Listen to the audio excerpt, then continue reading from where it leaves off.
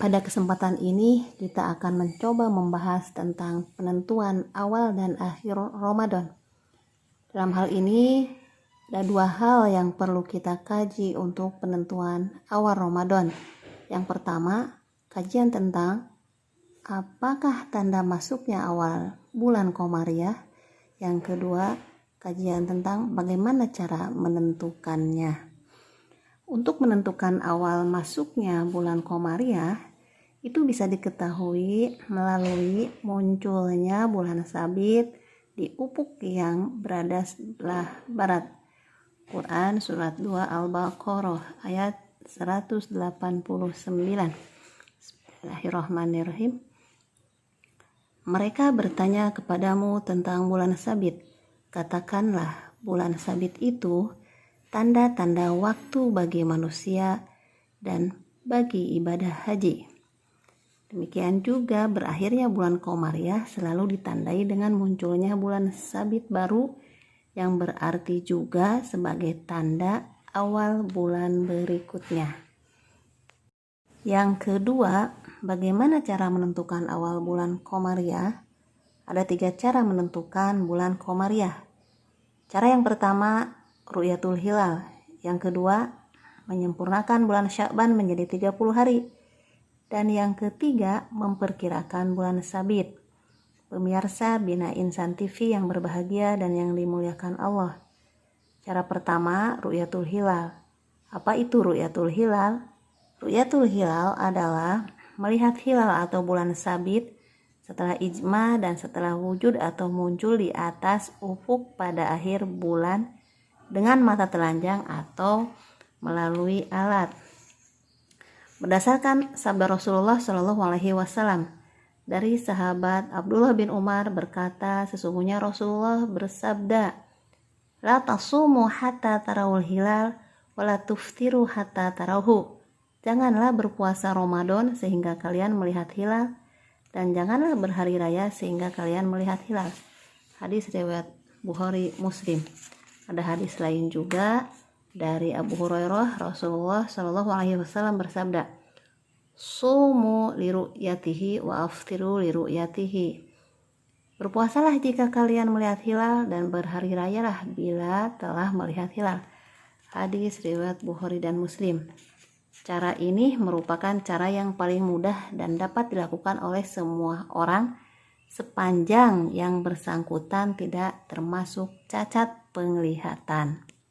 Terkait cara pertama, para ulama fikih memiliki 3 pandangan tentang kriteria orang yang dapat dipercaya ru'yatnya. Pandangan pertama, ru'yat cukup dilakukan oleh satu orang muslim yang dapat dipercaya dan tidak cacat dalam agamanya. Itu sudah dapat dijadikan sebagai landasan dalam memutuskan tentang awal bulan Ramadan. Berdasarkan hadis Ibnu Umar, dia berkata bahwa ketika semua orang sedang memantau awal bulan, maka sayalah yang melihatnya. Lalu saya laporkan kepada Nabi Muhammad SAW. Kemudian beliau berpuasa dan menyuruh seluruh kaum muslimin untuk berpuasa. Hadis riwayat Abu Daud, Al-Baihaqi, dan Ad-Daruqutni. Pandangan yang kedua adalah ru'yahnya sekurang-kurangnya dilakukan oleh 2 orang yang dapat dipercaya dan tidak cacat dalam agamanya. Itu sudah bisa dijadikan landasan penentuan awal Ramadan. Sedangkan pandangan ketiga adalah pandangannya Abu Hanifah bahwa kesaksian tentang melihat hilal yang dapat diterima adalah oleh banyak orang. Kenapa demikian?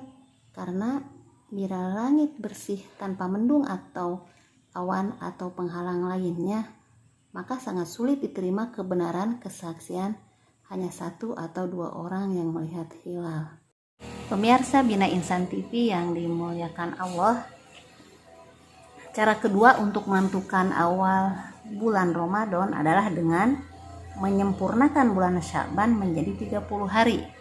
Seperti apa caranya?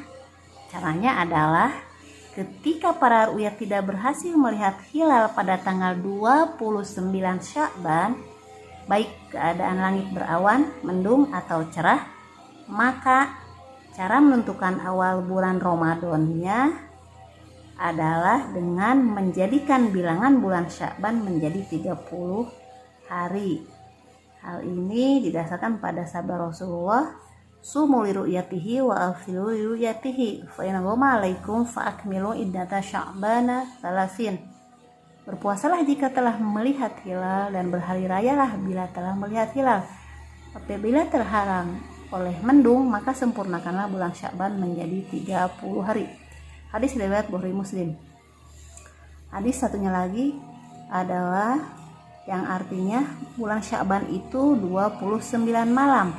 Maka janganlah puasa hingga kalian melihat hilal.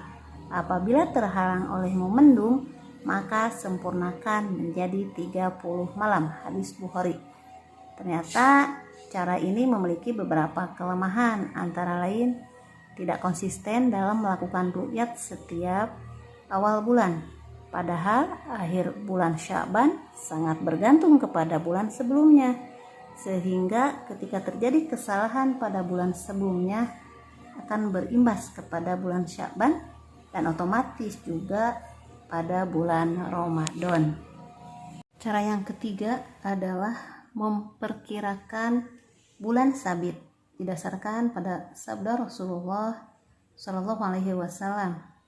Hadis dari Abdullah bin Umar, semoga Allah meridhoi kepada keduanya.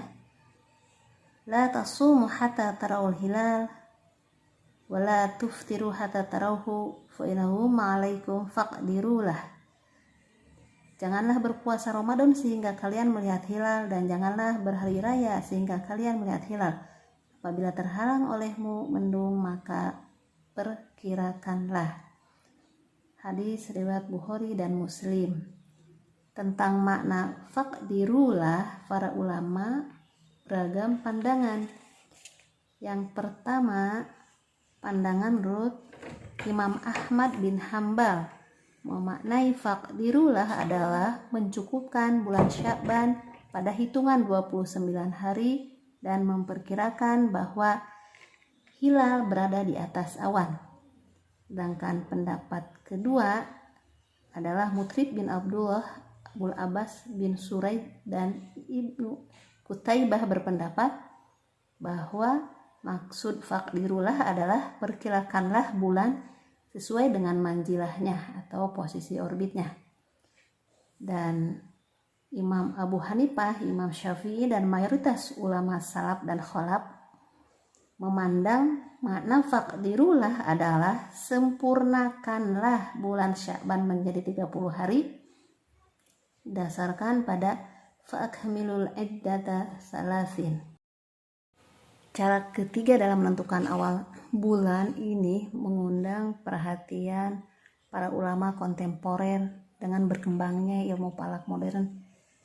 Salah satunya Syekh Rashid Ridho dalam risalahnya tentang penetapan Ramadan mengajak kepada semua umat Islam untuk menggunakan ilmu falak yang akurat dalam menetapkan kalender Ramadan, sebagaimana dikutip oleh Syekh Al-Qardawi dalam risalah Ramadannya, di mana sebagian ulama besar pada abad modern ini seperti Ahmad Muhammad Syakir dan Mustafa Zarqo berpandangan bahwa perlunya umat Islam beralih dari cara yang sederhana menuju cara yang lebih modern dan terukur dalam menentukan awal bulan Ramadan, yaitu dengan berpedoman pada ilmu falak modern. Agak sedikit berbeda adalah pandangannya Dewan Syariah Partai Keadilan Sejahtera yang mencoba mengakomodir antara pendapat ulama salaf dan para ulama kontemporer, yaitu dengan menetapkan memberlakukan falak modern sebagai dasar melakukan ru'yah hilal, dan untuk mengkonfirmasi kebenarannya masih harus dilakukan ru'yah. Hal ini sejalan dengan prinsip memelihara warisan lama yang baik dan mengakomodir penemuan baru yang tepat. Insyaallah itu yang bisa kita bahas, semoga bermanfaat. Saya akhiri, wal afu minkum. Assalamualaikum warahmatullahi wabarakatuh.